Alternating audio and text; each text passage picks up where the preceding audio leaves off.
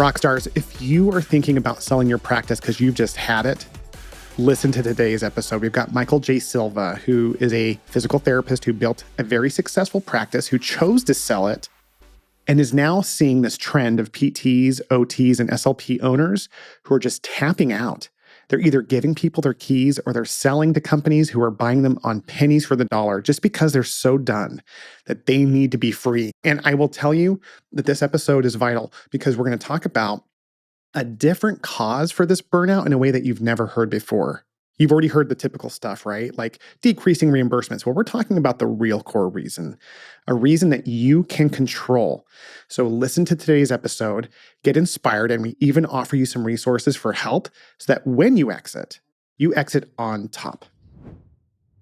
All right. So Michael, you and I are talking about physical therapy practices that have just had it. Like they want to close the doors, they want to sell. Man, it seems like it's happening all over the place. What have you seen in that area? Yeah, unfortunately, I'm seeing that happening everywhere, all over the country. With people I've been speaking with and talking to, it's like as soon as you said that, I'm thinking like a WWF. Like they're tapping out. Tapping out. They're like, I've had enough. But the problem is they don't know what to do or what options or what route to take. And what's the obvious one that everyone does? Oh. Well, there's two things, right? Like either they just sell, like from a place of desperation. Selling isn't bad or good, but there's like you're saying, there's people who are tapping out that mindset, like they're just trying to get away from it, like it's bad. And then there's people who literally just hand their key. They don't even sell; they just give their keys to people, right? Like they just here are the keys. I'm out of here. This sucks. I'm out. I know practices that are entrenched in the community, years of service to the people they're treating, and I don't know if the owners just don't think that they have anything that's sellable or have anything that they can pass on to the key employees that they have. Maybe there's no family members that want to be in healthcare, like my kids want to know part of it. But then they're just like, no, we're done. I'm like, no, don't just be done. Like, especially if you have key employees who might want to just keep it going. Totally. So Rockstars, as Michael's talking, I just want to say, like, if you're in a position where you're like wanting out, obviously, like Michael's saying, the obvious answer is to sell. And selling isn't bad, but trying to get away from something that you've built, not because Michael, you would agree with this. You and I have seen it from personal experience. We've built, bigger businesses. We've sold from a place of power where we have like been really seeing that exit as a way for us to get into the next game, less about getting away from the thing that we love. But we have seen people who are leaving and they're so much closer than they know to like something more significant, right? Like they're not as far away from having a more valuable business if they did want to sell. Right. You just made me think of, there was some analogy or story I heard where, what was it? Like an animal's trying to dig their way out of something and they're like this close to breaking through to like the open air. They're like they're buried underground and they just give up and they're like that close. It's kind of like the story. The thought when you're saying that, the analogy, it's not the same one, but it's the frogs in the cream. Yes, like they keep churning. Okay, so like the frogs, there's two frogs, and one frog just gives up and drowns, and the other frog keeps kicking and kicking and kicking and kicking, and then he turns the cream into butter and he gets out. Right, because it turns into a solid and he just climbs out. Right. Yeah, and as it's getting firmer, it becomes harder to kick, and so that's why people are like, my legs are tired. I'm just going to give up, and they basically drowned, and they're like, hey, life is short. No one should be this miserable. I'm out of here. Right. Right. They're not patient enough to see the butter. Butter's coming. And we were late, guys. I want you to know, Rockstars, Michael and I, look, we're both PT owners who have been in the cream. And it is, I don't know if I ever want to say that again, but it's probably not the best. It's your show, man. You can say what you want. But for us, guys, we're just like, there's nothing but empathy coming from us to you. Like, it does suck. We know you feel alone. We know you feel like things are really hard. And it's funny because there's this really cool graph that I saw from a company called, it's now called Keep. It used to be called Infusionsoft. The guy who's the CEO of that, he built this predictable growth pattern And so he talks about stages of business. And so there's like starting out, and then there's the publicly traded companies. But no matter what, it's all based on revenue. But like there's these valleys of death before we get to plateaus of stability. So it's usually when, as an owner, we don't realize we're in a valley of death, which is growth related, by the way. And so this can happen when you're starting your first practice, right? I mean, what are the different stages that you've seen this in, Michael?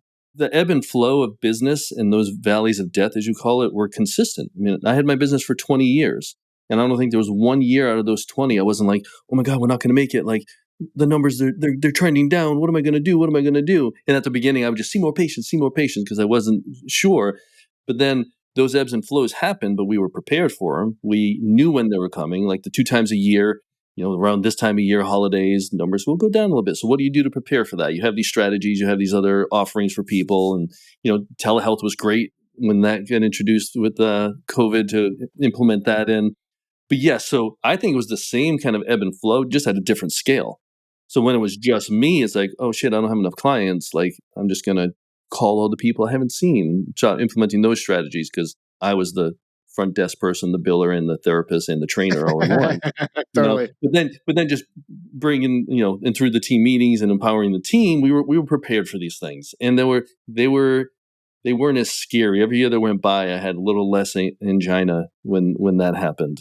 Um, so I don't know if that's what you were asking, but they're Yeah, normal. And I used to use it. The what's the phrase? The calm before the storm. I right. think there's like the storm before the calm when numbers are looking ugly and things are, oh God, what are we going to do? What are we going to do? That always comes back up, that ebb and flow. And then there's that stability, that plateau of stability right after it. I never heard it described that way, but it's exactly true. And I guarantee if we had 12 people on here, business owners, they would all describe it in a slightly different way, but it's the exact same theory that we're talking about. Absolutely. And the bigger that companies get, the more stable they become in general. Even though as an owner, it's easy, like you said, to have every year something that triggers like the fear. There's a difference between being like a paddle boat in the ocean of business versus a cruise ship. These cruise ships, I have a family member who's built a multi-$100 million pest control company, and it takes so much for him to get that boat is not going to sink. But the challenge is it's much harder for him to turn. For him to change a policy amongst hundreds of employees, it's like a whole process. Whereas you and I, when we were smaller in PT, we could just go, okay, guys, now we're doing it this way. And as long as we were decent at presenting it, we'd get buy-in. But I think what happens, let me ask you this. I think I want to answer the obvious question, why PT owners are tapping out. I mean, it may not be that obvious for all, but what's the quick fire answer to that question, Michael? Oh, I hate the term. It's been used so much over the past 5 years, but they're burnt, right? Yeah. They're just What are the top three, do you think? What do you think the top three would be for burnout? they are inconfident in the future of the stability of their business because of, everyone wants to blame insurance companies and the reimbursement. They do not have a good grasp on their business, where the leaks are in their business, culturally and financially. It's a little bit of a mess. If you look at the numbers and you ask the questions, they can't answer the questions about the financial health of their own business. They can't answer the questions about how happy their employees are because they haven't checked. So I'd say that would be number two. Number three is they've just got like can't treat patients anymore. They just don't want to hear the word pain anymore. They don't want to. Right. They just if they're still if they're still a treating therapist and owning, they just don't, and they can't see how the transition to them just running the business and pulling away from clinical work, because that's exhausting. There's not many people that can treat for 30 years. I mean, do you know many PTs that are Not at all. clinically? No, it's exhausting. And depending on the population, it's either emotionally exhausting, mentally exhausting, physically exhausting, or all of the above. Yeah, I love that answer. Here's why I wanted to ask you that question. I was sure you were going to say something different than what everyone who's listening normally hears, which is, well, insurances are declining, and there's this thing called it's difficult to recruit, and all those obvious answers. What you said was so much more high level that I'm hoping people are listening, rock stars, are going, oh yeah, I just don't know how to put my thumb on the pulse of these things. I don't know how to fix it because those other things, those other excuses, those are victim mindsets. Oh, it's hard to recruit. If it's hard to recruit, That's an outside force that's causing a limitation that I can't control. But if I just don't know how to get my hands on retaining and like developing leads, that's a problem I can figure out. It's scary, but it's still something we can control. The third thing you said about the clinicians I want to punch as well, rock stars, is that I believe that many people do not step into leadership because they honestly, as much as they may even hate the fact that they're still treating, that's what they know. It's the evil. It's not the evil they know because it's not evil, but it's like this like trap because that's where they get gratification when that patient the power The of the comfort zone. patient's It's a cookies. comfort zone for them. It's a comfort zone. And like when I treat it, dude, I've owned different companies over the years. The only time I ever felt super validated as a human being was when I treated because I constantly got cookies. I got cookies. I got all the things. Like, I think it's like we kind of like seriously, I think that's Right. what's holding just to add to what you said. It's like, yeah, man, I think it's like they hate it, love it. They Right. also like they go and they know what they're doing with the shoulder mob. The patient goes, "Oh my gosh, I can do this. I can use my arm in a way I've Instant never been able to." gratification. Yeah. So Yeah. they're kind of stuck because it's like everywhere else they feel maybe like a dork or a loser. That's how I felt at least. I think it is a comfort zone, right? And I think also the clinicians in I think in probably all of healthcare, but definitely in physical therapy, they're here for the patient.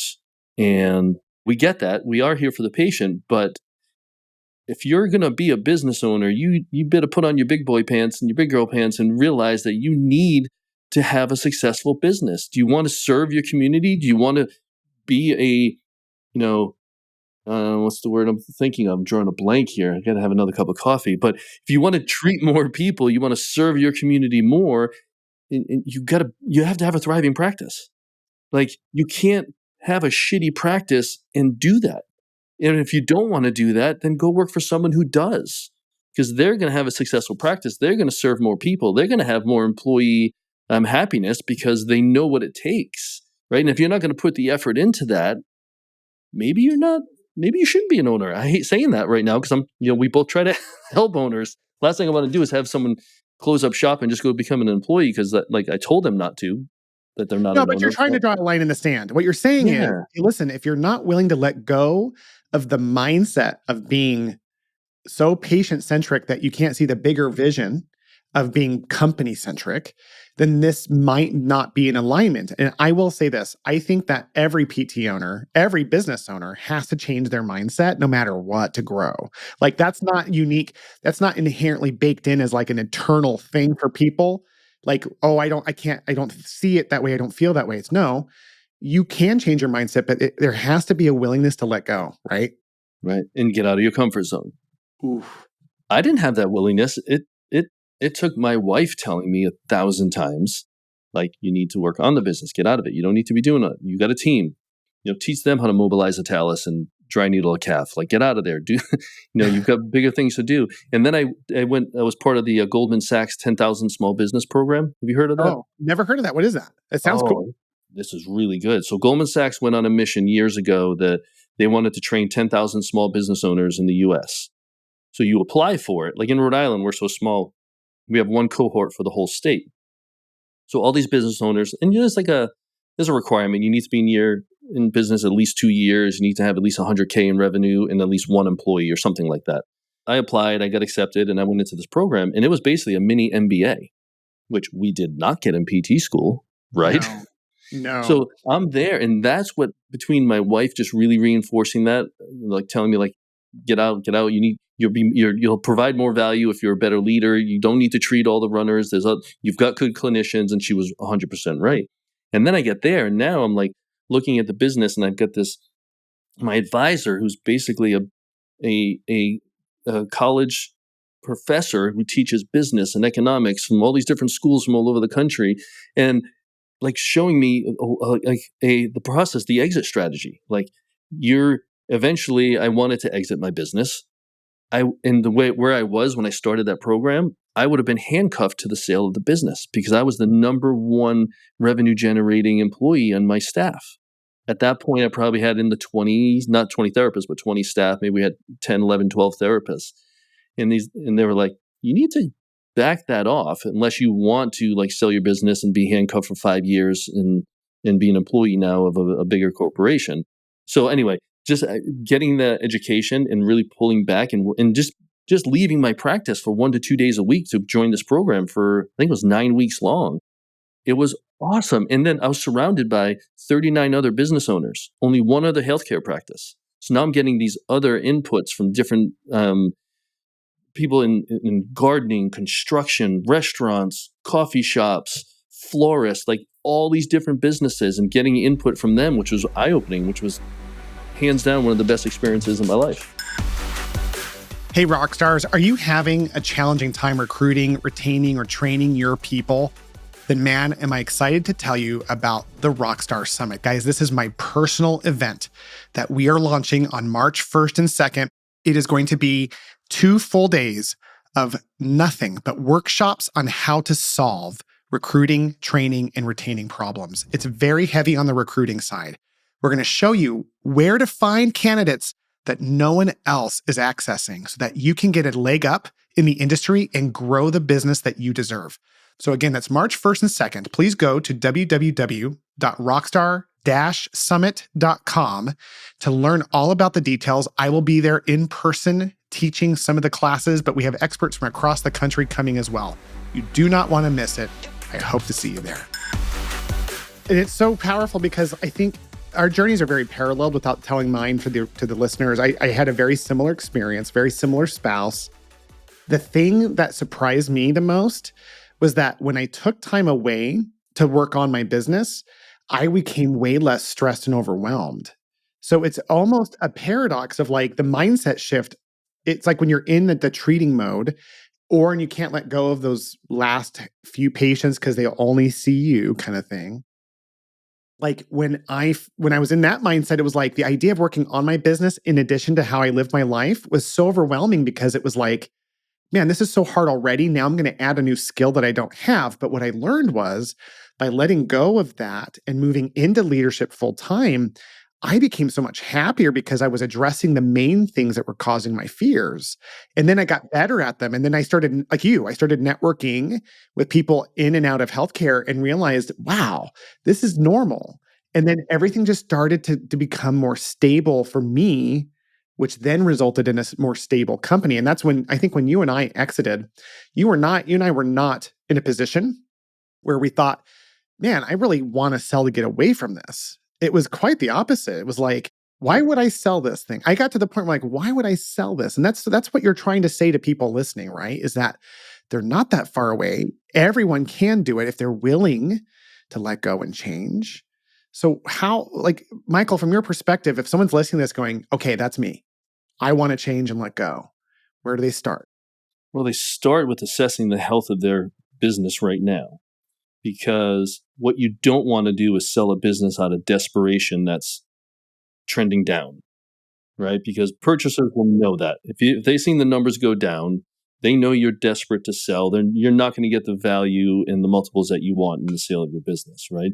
So I think, and this is what I do with my clients. So a lot of them will come to me and I have what's called a business health assessment. It's a really extensive form they fill out. I put it on a spreadsheet. So we're looking at financial health, company culture, employee status, how many hours they're working, how many patients they're treating, what the vision and mission of the company is. So we just go through all these things and what their goal is. What's their 1 year, 5 year, 10-year goal, depending how old they are. So knowing where the goal is, knowing where the health of the business is, and then preparing. And how do you want to sell it? Because most people think the only option is just to sell to a big corporation, but it's not. There are many ways you can exit your business. Yes, you can sell to a giant corporation and maybe you'll get a big check. Maybe you'll be tied to them for 3 to 5 years. Who knows? There's endless structures for these business sales, which I've been learning over the years, right? You can basically do whatever you want as long as both parties agree and it's put in a legal document somewhere. But you can sell to key employees, right? You can have an ESOP and employees have been buying into your business. Even prepare key employees who really are in tune with your mission and your vision and they're demonstrating the core values of your business. They're like your key employee. There's ways you can give them ownership and bring them in and empower them where maybe one day you hand them the keys and still have some equity in the business. You're still collecting some mailbox money. You still have some input in it. And now you just pass it on to another passionate PT. Because one thing I want to do is try to keep private practice private as best we can. You know, Keep private uh, practice private. That's a statement right there, man. yeah, I think our profession needs that. I mean, we have options. The bigger companies are trying to do great things, and some of them may be doing it, but it's a different animal. So I think I answered the question somewhere in there. You I did might have very gone off well. on a tangent. You did mention this assessment that you do. Is that something that you offer to people just like Yeah. as a way of, as a service? Oh, yeah. So it's called the Business Health Assessment.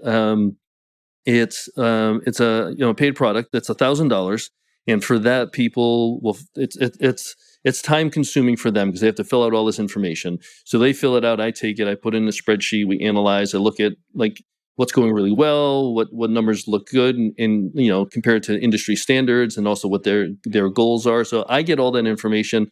I do a whole bunch of hours of work on my own, and then we meet either virtually or in person for 2 to 3 hours, and we go over all of that. And a lot of times people are like, oh, I didn't realize I'm this close to being profitable. And all I needed to do was make this minor change because they didn't know because they're in the business too much and not working on the business or taking the time to sit back and look at everything or have someone explain to them why, a 12% cancellation rate could be bad for business, I love that idea that you offer that because I remember starting my journey with understanding the right data. So what's cool about your assessment is that that could help very entry level owners. That could help owners who have multiple locations and they've got a lot figured out, but maybe they're just burning out. I think that assessment is an incredibly useful countermeasure for burnout because it gives objective clarity. Burnout for me comes when I can't see an end. When I can't see an end to my suffering, that's when I start to really, feel burned out. And I know that like what has always helped me is the right data. If I have the right data, then I can make the right decisions. And then it becomes illogical because maybe there is an objective reason why I should sell now despite the reason of things tanking. And if there is an objective reason, then I can be at peace when I make that. But when I have something like your assessment, it gives me that opportunity to get out of my head into the thinking part of my brain and just realize, okay, does this align for me or not? And less about I'm a loser, I'm a victim, I can't handle this anymore. And man, like we were starting the episode, most people are so much closer than they realize. It doesn't it yeah, like that frog analogy again. They're almost able. Don't give up. You know what I mean? Like just don't give up. If you're going to exit, fine, but get the objective data, know what you're selling, know what you're leaving on the table, and then make a decision based from a place of objectivity, not this gut reaction of this is too hard. I can't do this anymore. Most people don't know what they're selling. And unfortunately, some of them think they have something they're selling, but they're just trying to get rid of their job. You know, they're not selling a business. And some have something worth a decent amount of money, but they have no clue. I think this is the benefit because you do some coaching as well. Like when you have someone from the outside coming in, like I'm emotionally invested into my clients, but I'm not emotionally tied to the business at first. So I have this clarity, Yeah, you yeah, know, yeah. and when I brought in my consultant, when they came in like, oh, this needs to change, that needs to change, I get all defensive. What do you mean? How Yeah. dare you say that about me? But getting like someone who's not emotionally tied, who can understand, and like I love meeting the staff members too, and going into the clinics if they're local and feeling the energy, and you can sense when. I don't know if you can. I imagine you can because you're really in tune. Like if you walk into a business and just hang out a little bit, it doesn't feel good. You're like, okay, there's some problems here culturally. Yeah, the vibe of a clinic is something that with experience you notice immediately. It's weird. And then when you walk in and it's just vibing, for lack of a better term, I mean, that is priceless. That is gold. That is awesome because so many great things can happen when culture is good and the energy is good. And I guess I'm sounding like my kids. We're vibing, just vibing. Yeah, the vibe of a place is yeah, but it's true, man. The energy it produces is palpable, and it does indicate directly how well it's going. But I will say this, that is one of my favorite returns on investment ever was when I invested in an objective analysis of my business because, like in your case, $1,000 to possibly save tens or hundreds of thousands of dollars. It's like the ultimate ROI. Not to mention the emotional thing it did for me, which was like, oh, this is where I'm at. This is where and by the way, I did more than one. I at different stages of confusion for me as my company grew, it got to a point where it was like, okay, I need a deeper analysis, and so for me, when I ended up exiting, I was at a stable place where if I had pushed one of the reasons I wanted to exit was because we were at 5 locations and my team wanted to go like to 10 or to 20. And I was like, "Oh, no. I know what that's." I've seen my friends do that. I've networked well enough to see what my friends went through for that, and it was something I knew we could do, but my dream was always to do this with you, like, be Yeah. facing the industry, and I thought, "Why would I sell this other than the vision's no longer starting to align for me?" And that's a different reason. It wasn't I was I think there's something about that objective report that gets us out of the emotional reactive state and gets us more in the proactive analytical state to make the right decision for the long term. And I think you said something like pretty powerful there. We wanted to still help people in our profession, right? And I Yeah. think what we're doing, and you got so many great things going on. So congratulations, by the way. Like Oh, thanks. someday I'm going to grow up and be like Will. For those who are listening. But no, we're trying to help practice owners, For and by sure. helping practice owners, they're going to help their employees. By helping their employees, they're going to serve more people in the community. I think the reach and the power that we have with what we're trying to do and all the different. I mean, you're coming at it a few different avenues with your business, but even just with me, with being able to help owners help their employees and help their clients, I think I'm going to touch more people in this later stage of my career through that than through the 20 years of just directly treating clients. I feel good about that, in that, and I enjoy this, and I got tired being in the clinic. My hands are beat up because I was a really manual focused therapist. So I needed to use what's between the ears and under the gray hair more than just beating these guys up for another 10 years.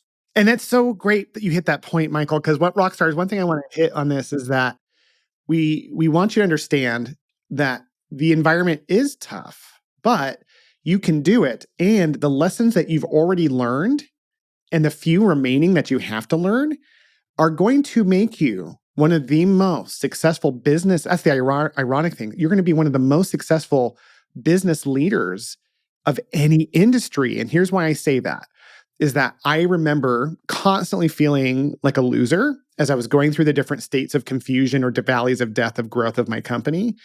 But when I got a network, it helped me not really think about it like that. It was more like, okay, we're all struggling in this together.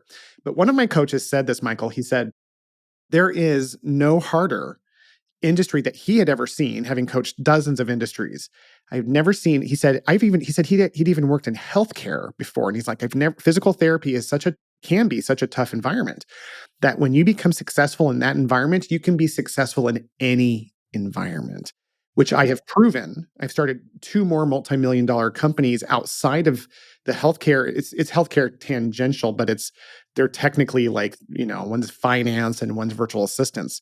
I'm very proud. I'm not bragging. I'm saying the reason I was able to do that was because the lessons I learned back when I thought I was like a loser in that space of that physical therapy practice. And now you're off doing other things and growing and helping the industry.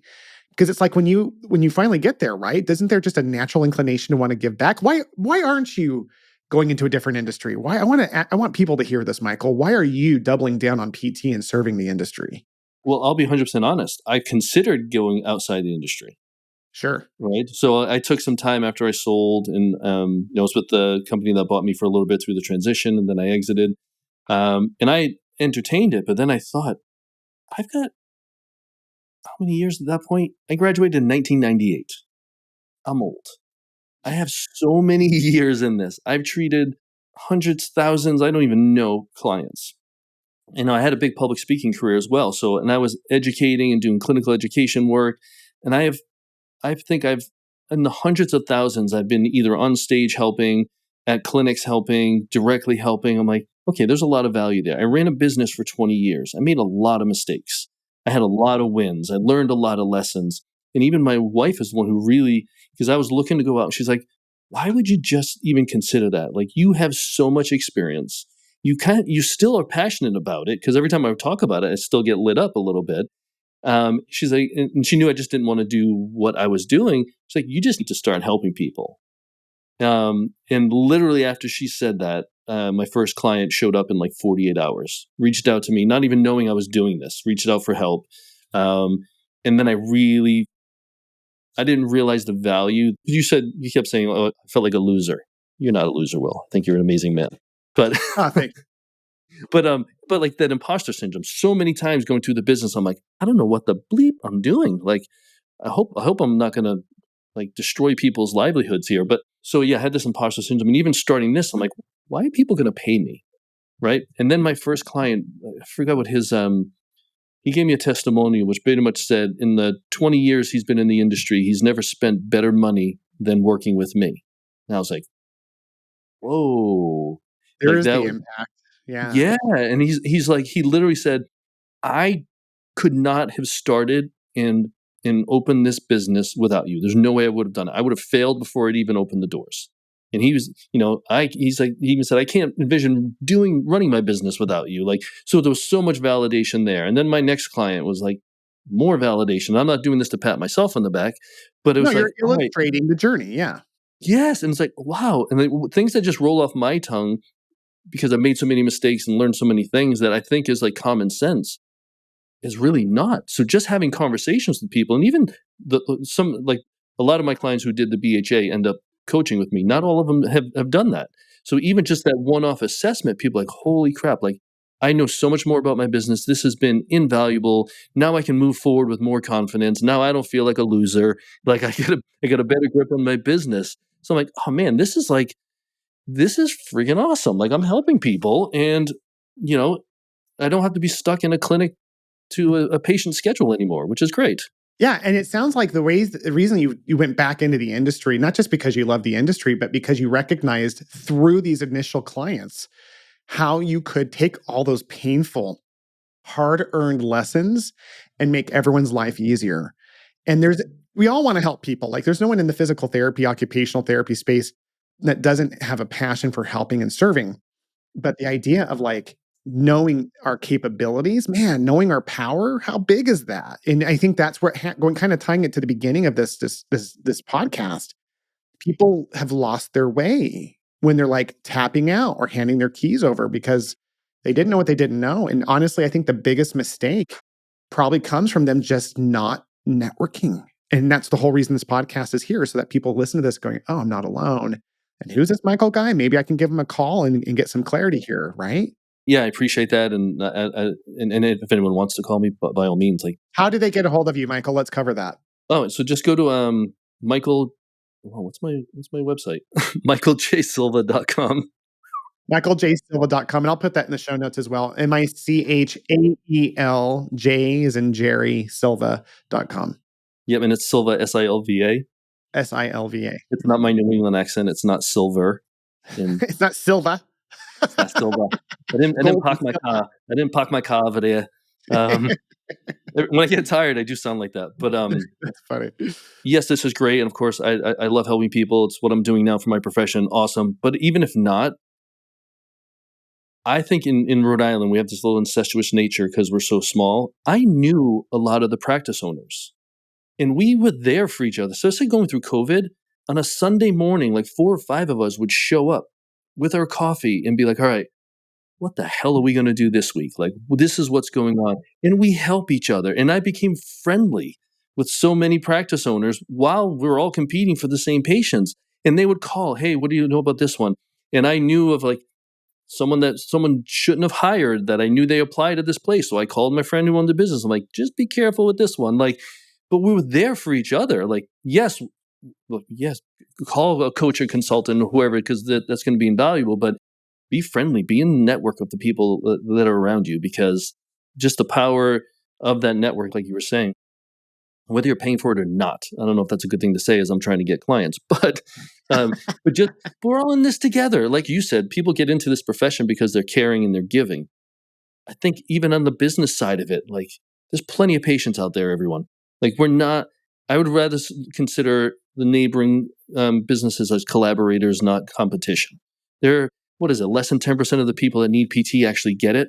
We're not even tapped into the 90% of the people that are out there. Like we could all help each other out and grow and thrive and improve our businesses at a larger scale than looking at each other as competition. Well, it's the whole point of my show. Like, literally, the Willpower podcast is about helping build. I'm trying to share my network and grow my network because my kids came to me. I never forget this. My oldest son said, "Hey, if you had to say one bit of business advice above all else, what would it be?" And I said, "Your network is your net worth." Because for me, who I knew, and we all know that, but like we don't know how to rank it. Well, having sold a company successfully, and I know you have as well, it's who we know that matters not the most, but like the ultimate is coming for our ultimate impact is driven by that. So for me, when Rockstars, as Michael's saying this whole thing about like getting with people in your area, stop looking at competitors. I would challenge you as you're listening to this podcast, as your one takeaway is to call a PT owner that you don't know and just invite them to lunch and get to know them, or a video call if you're too busy for that. Like, it's funny because those things are easy and actually fun, but that's the main the job of a CEO is first to be the visionary, the second to be the cultural leader, but the third is to be the person who builds the relationships for growth. And it's so weird because those are fun things to do. I learned that like, oh, I'm doing my job by coming to these events. I'm doing my job by meeting my PT partners, and not partners, but PT owners in my area that I used to see as competitors. That's how I ended up selling, by the way, Michael. Guys that I was in heavy competition with, we started hanging out at a networking event, became friends, and then one day said, what if we came together to exit? And what could we get a bigger multiple? So we did a seller initiated exit that tripled what we would have gotten individually. So that's the power of the networks. Kind of Right. punching that point for you is, yeah, guys, get a coach, or just if you're worried about the commitment of a coach, or if you've had lots of coaches and you're like, yeah, they're all different or they're all the same. Well, Michael's a coach who's been there, done that, and sold successfully. Ask your coaches, have you built and sold a practice? If they haven't done that, then they need to show you that they've helped others do that. And I'm sorry, there's a lot of people who just like poo-poo on selling altogether. It's like, no, no, no. We all exit one day. So we're gonna die, and we're all gonna exit one day. So let's control that exit. Guys like you understand that. So if people are kind of on the fence about this, I just want to give my validation and say that they need to reach out, get the assessment at least, especially if they're thinking about tapping out. And also, it's never too soon to prepare for an exit. Ooh. Never too soon. Because maybe Right? people are listening to this going, well, that's not me. I'll keep that in mind. But you're saying start No, now. start now. Start with the end in mind, right? Like, you need to know, in order to get there, like, know how you want to exit. Maybe not the exact details, but have an idea like how you want to see your business growing and continuing after you leave it. Because if like, you're right, we're all going to exit. You're either going to die in your business, or you're going to sell it, or give it to someone. Something that has to happen. So why not control it? Why not prepare for it? Then just deal with it. That's where, not great things happen when you do it out of urgency and despair. One other thing, sorry, I know you and I can talk forever, but I think as I've gotten older and I've become more of like this old hippie, like, I do think the more you're out there, and it's about meeting other people, meeting other practice owners, networking, you and I talking and meeting in person at PPS, which was great. You never know what's going to come of these interactions, right? And you're not looking at these interactions as like you're trying to sell something, but connect, go out there, put it out in the universe, just be a good person, help someone out. I really think the more you put out there, I think the universe sees that, and it's going to provide you opportunities that you never would have even thought were possible. Oh, yeah. Right? Just get out there, meet people, do good things, be a good freaking human, and good things will happen. And be a good human to yourself first by getting Yeah. your network built with people like Michael, guys. I am so grateful, Michael, for your time today. Thank you so much for being on the show today. Always a pleasure, Will. Love talking to you. Okay. Rockstars, thanks for listening. I'm going to put an intro on the back end of this, but please reach out to michaeljsilva.com, get that assessment, get the network built, and we'll check with you guys next time. Guys, thank you for taking time to listen to today's episode. If you found today's information to be useful, could you take a minute and help me? I would love it if you could leave a podcast review in your app so that other people who are looking for this information can find it. Plus, my dream is to have the largest network of medical entrepreneurs and leaders in the world so that together we can change healthcare to make it better for all. So in addition, if you can think of anyone that you could send this to, not only would that mean a lot to me personally, but it would build this network so that we can make healthcare the way that we want it.